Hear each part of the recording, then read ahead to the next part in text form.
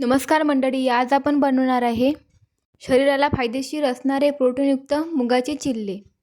चला तर मग कशी बनवायचे सांगते। त्यासाठी काय करायचं, साधारण या कपाने 2 कप मुगाची डाळ घ्यायची, ती 4 तासासाठी भिजत घालायची। कपाचं वजनी प्रमाण सांगायला गेलं तर ते 250 ग्रॅम आहे। नंतर भिजवलेली डाळ मिक्सरच्या भांड्यामध्ये टाकून घ्यायची, त्याच्यामध्ये अर्धी वाटी रवा टाकायचा, सेम त्याच वाटीने अर्धी वाटी ताक टाकायचं। तुमच्याकडे दही असेल तर दही पण घेऊ शकता। हिरव्या मिरच्या टाकायच्या, आलं हिरवी लसूण टाकायचा, कोथिंबीर टाकायची आणि अर्धी वाटी पाणी टाकायचं। सेम त्याच वाटीने प्रोसेस करायची आणि मिक्सरच्या भांड्याला झाकण लावून छान फिरवून घ्यायचं। हे बघा, अशा प्रकारे बॅटर तयार करायचं आहे। मी दोन्ही बॅचमध्ये बारीक करून घेतलं। ही रेसिपी लहानापासून तर मोठ्यापर्यंत सर्वांना आवडणारी आहे।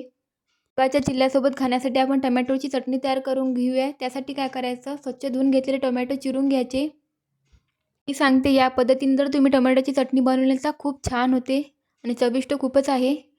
नंतर कढईमध्ये तेल टाकायचं, तेल छान तापलं की त्याच्यामध्ये जिरं टाकायचं, हिंग टाकायचा, 3-4 लसणाच्या पाकळ्या टाकायच्या, 5-6 वाळलेल्या लाल मिरच्या टाकायच्या, छान परतून घ्यायचं आणि चिरून घेतलेले टमाटे टाकायचे, ते पण छान परतून घ्यायचे आणि अर्धी वाटी डाळ्या टाकायच्या, चवीनुसार मीठ टाकायचं, 1 चमचा साखर टाकायची, छान मिक्स करून घ्यायचं आणि झाकण ठेवून शिजू द्यायचं। नंतर चॉपरमध्ये चिरून घेतलेले टमॅटो आणि कांदा टाकायचा, तो पण छान चॉप करून घ्यायचा। तुमच्याकडे ज्या अवेलेबल भाज्या असतात तुम्ही त्या टाकू शकता। सहसा लहान मुलं भाज्या वगैरे खात नाही, तर तुम्ही अशा पद्धतीने चिल्ला वगैरे बनवून दिला तर ते सहज खाऊ शकतात। हे बघा, आपले एकीकडे टमॅटोसुद्धा शिजलेले आहेत, ते थंड करूया आपण। नंतर बॅटरमध्ये चॉप करून घेतलेला टमॅटो कांदा टाकून घ्यायचा आहे आपल्याला, चवीनुसार मीठ टाकायचं, कोथिंबीर टाकायची आणि छान मिक्स करून घ्यायचं। बॅटर थोडं घट्ट आहे म्हणून थोडंसं पाणी टाकायचं। थंड झालेले टमॅटो आपण मिक्सरच्या भांड्यामध्ये टाकून घेऊया आणि फिरवून घ्यायचं आहे आपल्याला।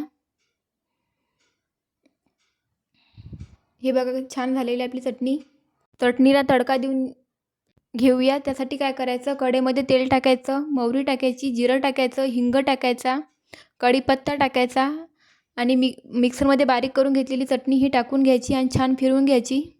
नंतर गरम तव्याला तेल लावायचं किंवा तूपसुद्धा लावू शकता आणि तयार करून घेतलेलं बॅटर हे तव्यावर छान पसरवून घ्यायचं। ही रेसिपी हाय प्रोटीनयुक्त रेसिपी आहे, तुम्ही एक वेळ नक्की ट्राय करून बघा। तुम्ही अजून आपल्या चॅनलला सबस्क्राईब नसेल केलं तर सबस्क्राईबसुद्धा करून घ्या, लाईकसुद्धा करा। चिल्ला थोडासा होत आला की त्यावरून थोडंसं तेल लावायचं आणि दुसऱ्या बाजूने भाजून घेऊया आपण।